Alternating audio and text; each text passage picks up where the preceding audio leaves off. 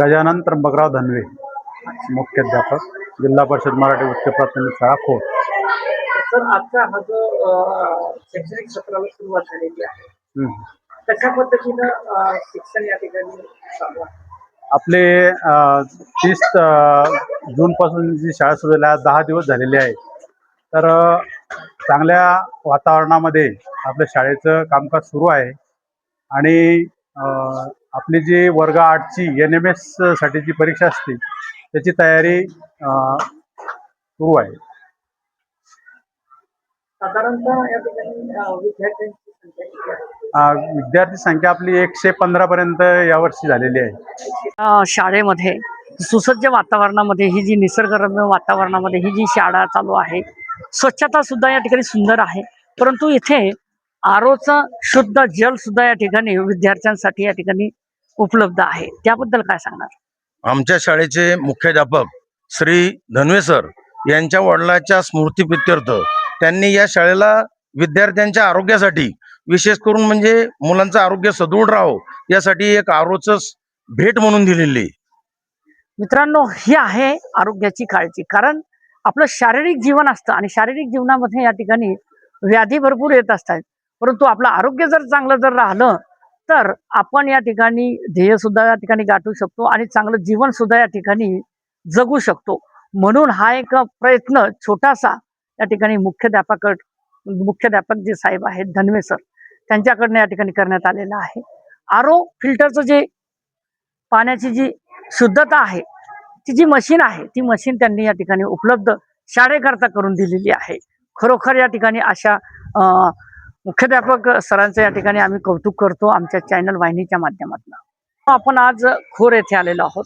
आदर्श गाव या ठिकाणी आहे आणि आदर्श शाळा सुद्धा या ठिकाणी आहेत. अनेक विद्यार्थ्यांना घडवण्याचं काम ह्या शाळेतला शिक्षक वृंद या ठिकाणी करतो. सर, हार्दिक स्वागत, सुस्वागतम. आजची ही जी शाळा आहे 10 दिवस या ठिकाणी झालेले आहे. गुण्यागोविंदाने विद्यार्थी वर्ग आपल्याकडे या ठिकाणी शाळेमध्ये येतोय. त्यांच्यावर संस्कार या ठिकाणी आपण कसे टाकताय? सर, इथे म्हणजे आम्ही व्यक्तिमत्व विकासासाठी विविध असे उपक्रम राबवत असतो. नुकतीच आता सत्राला सुरुवात झाली आहे.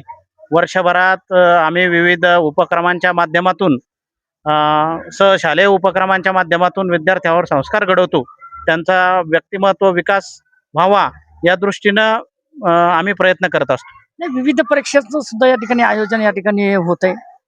हो, बरोबर आहे. आमच्या इथे NMS परीक्षा, त्याचप्रमाणे शिष्यवृत्ती परीक्षांचे वर्ग घेतले जातात.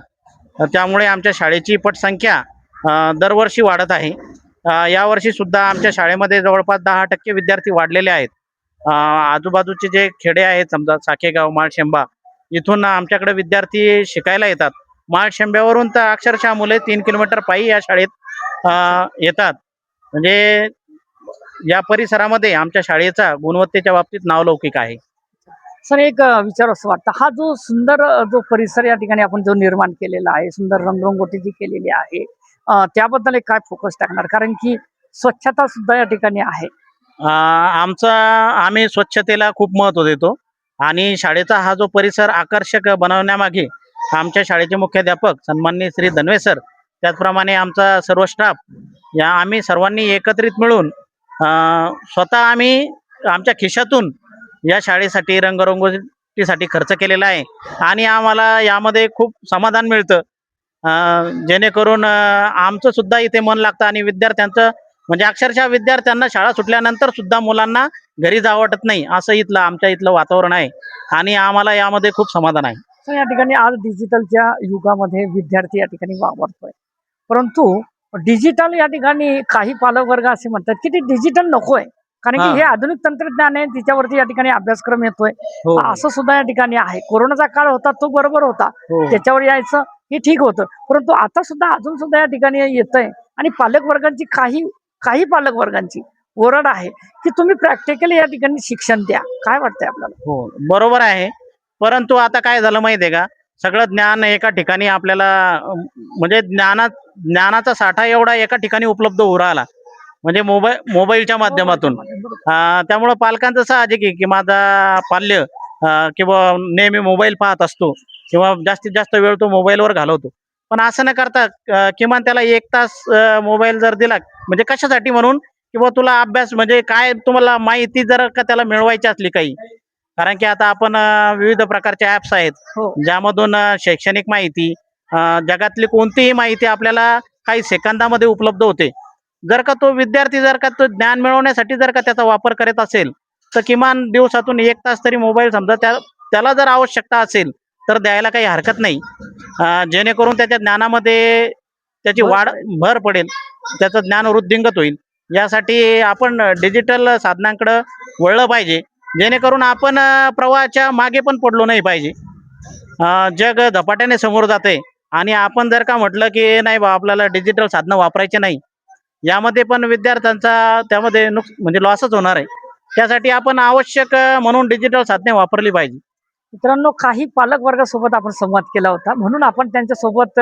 हा एक तंत्रज्ञानाचा जो हे आहे संगणकीय ज्ञानाचा हा जो विषय त्यांच्यासोबत छेडलेला आहे कारण आज जर जगामध्ये जर वावरायचं असेल तर तंत्रज्ञानाचा शिवाय आपण या ठिकाणी वावरू शकत नाही आणि तोच प्रकार या ठिकाणी सरांच्या बोलण्यातून या ठिकाणी आलेला आहे आणि शाळेमध्ये सुद्धा या ठिकाणी डिजिटल क्लासरूम या ठिकाणी आहेत टीव्हीवरले गाणे बघून या ठिकाणी विद्यार्थी सुद्धा या ठिकाणी ऍक्टिव्हिटी त्यांच्या अंगामध्ये जे असणारे जे सुप्त गुण आहेत ते सुप्त गुणांना वाव देण्यासाठी ही शाळा काम करते कारण आपण बघतोय हा थेट ग्राउंड रिपोर्ट आहे आम्ही काही भाकड कथा या ठिकाणी मांडत नाही जी आहे ती सत्यपरस्थता या ठिकाणी मांडण्याचा प्रयत्न करतोय सर या ठिकाणी आज विविध शाळांमध्ये या ठिकाणी जनजागृती करण्याचं काम आरबी मराठी संवाद न्यूजच्या माध्यमातून आम्ही करतोय आमच्याबद्दल आपण 2 शब्द काय प्रगट करणार तुमचं कार्य खरोखर कौतुकास्पद आहे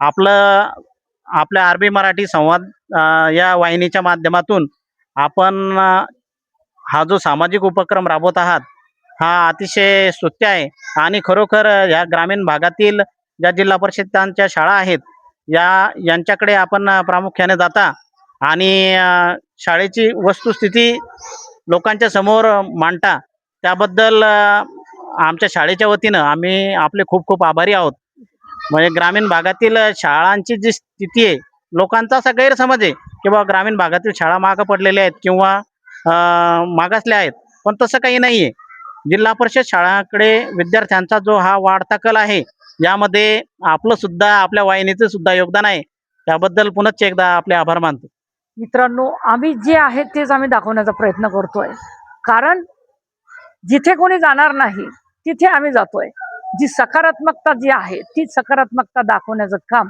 आरबी मराठी संवाद न्यूजच्या माध्यमातून मी राजेश बिडवे आणि आमचे कॅमेरामॅन या ठिकाणी दाखवण्याचा प्रयत्न या ठिकाणी आपल्या समोर सातत्याने या ठिकाणी करतोय म्हणून आज आपण खोर या गावीमध्ये आलेलो आहोत आणि ही जी आदर्श जी शाळा आहे त्या आदर्श शाळेला भेट दिलेली आहे